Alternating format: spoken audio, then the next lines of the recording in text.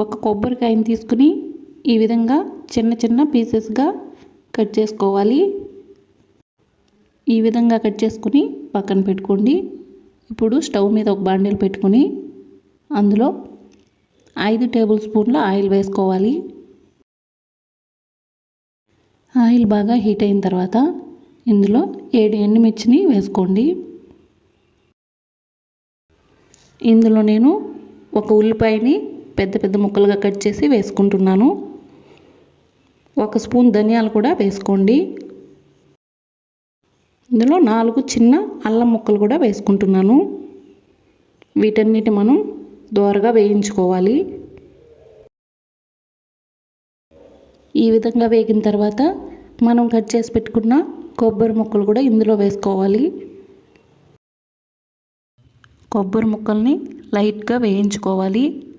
ఈ విధంగా లైట్గా వేయించుకోండి.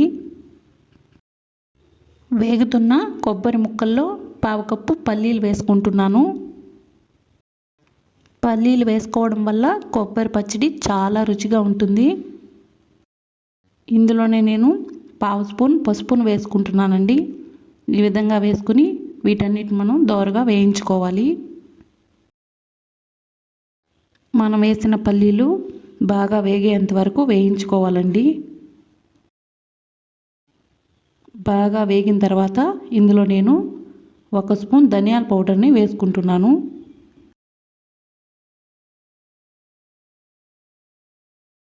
ధనియాల పౌడర్ వేసుకున్న తర్వాత బాగా మిక్స్ చేసుకుని స్టవ్ ఆఫ్ చేసుకోండి. వేరొక ప్లేట్లోకి తీసి పక్కన పెట్టుకోండి. స్టవ్ మీద బాండీలు పెట్టుకుని అందులో నేను 2 స్పూన్ల ఆయిల్ వేసుకుంటున్నాను. 3 టమాటాలు తీసుకుని ఈ విధంగా చిన్న చిన్న ముక్కలుగా కట్ చేసి వేసుకోండి. ఇందులో 4 పచ్చిమిర్చిని ఈ విధంగా కట్ చేసి వేసుకుంటున్నాను. ఒక పెద్ద టమాటో సైజ్ అంతా చింతపండును కూడా వేసుకోవాలి. 2 స్పూన్ల ఉప్పుని వేసుకుని టమాటా ముక్కలు మెత్తబడేంత వరకు ఉడికించుకోవాలి. టమాటా ముక్కలు ఉడికించేటప్పుడే ఇందులో నేను 1/2 స్పూన్ పసుపును వేసి ఉడికించుకుంటున్నానండి. టమాటా ముక్కలు మెత్తగా ఉడికిపోయాయి. ఇప్పుడు స్టవ్ ఆఫ్ చేసుకోండి. స్టవ్ ఆఫ్ చేసుకుని మనం వేయించి పెట్టుకున్న కొబ్బరి ముక్కలు కూడా ఇందులో వేసుకుని బాగా మిక్స్ చేసుకోవాలి. బాగా మిక్స్ చేసుకుని మనం టమోటాలని కొబ్బరిని బాగా చల్లారబెట్టుకోండి.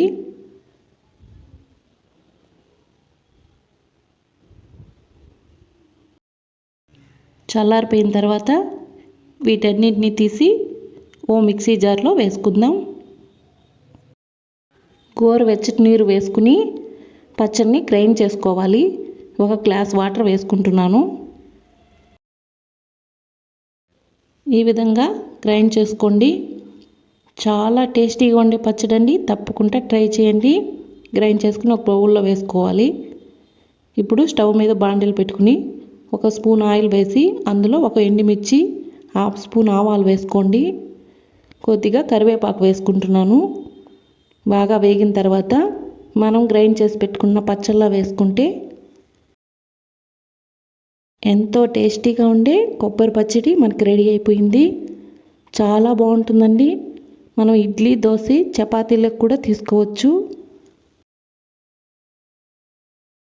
రైస్లకు కూడా చాలా బాగుంటుంది.